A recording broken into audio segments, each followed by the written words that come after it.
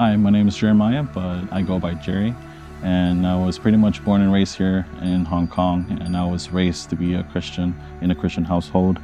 I was taught to be a Christian ever since I could remember. And at that time, I thought reading the Bible, praying to God, speaking to God, and going to church was all it took to be a Christian. But it wasn't until I was around 19 years old when I moved to Arizona for college that things had changed. I had attended this church service in Phoenix. I went into this church hall, and I remember vividly, there was this missionary family from Africa who came to visit the church. And they sang songs, they shared their mission, and everything went well until at the end, during the closing prayer, the pastor asked us a question, and he said, "Your heads are bowed and your eyes are closed. If you die tonight, and you're not sure if you're going to heaven, would you lift your hand up for me? Would you lift your hand up for me?" And at that moment, even though I considered myself a Christian, that question made my heart sink into my stomach. And in that moment, I really wanted to raise my hand because I wasn't sure if I was going to heaven if I died that night. But there was something inside of me that was fighting that thought, that feeling. And it's as if I had the devil on my left shoulder saying, "Who are you kidding? You've been a Christian your whole life. You're for sure going to heaven."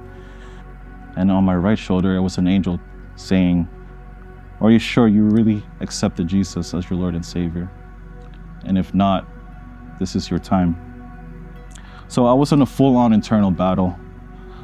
And suddenly I remembered that feeling when I first entered that church. That peace, that reassurance. I didn't know what it was. I didn't even know if it was from God, but I know for sure that it felt good and I was at peace. So in the very last second, just when the pastor was about to continue praying, I slowly raised up my hand, and then the pastor noticed and he said, "Thank you." And afterwards, this young gentleman approached me and asked that if he could speak to me privately.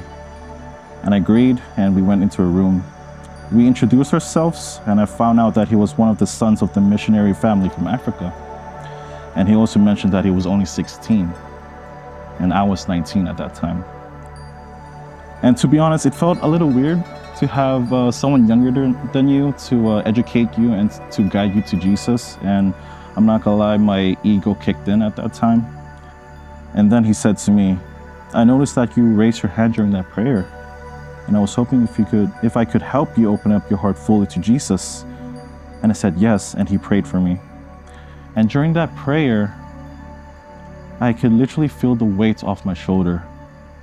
And in that moment, I had the realization that hit me hard. I did not know who Jesus was at that time. Like, I knew of his presence, I know his name, I know the concept of God and stuff like that, but I never really accepted him as my Lord and Savior. And this young gentleman, he wasn't just giving me a prayer to repeat, he was helping me move to knowing about Jesus, to actually knowing him personally. And this moment in my life changed my perspective and relationship with Jesus completely. And ever since then, I was able to look through the lens of Jesus because of that 16-year-old kid. And looking back, I could see how that day in church was just the beginning. God's timing isn't my timing, and he had me exactly where he needed me at that precise moment. And it wasn't a coincidence at all. It was always part of his plan. And now when I look through the lens of Jesus, I see everything differently.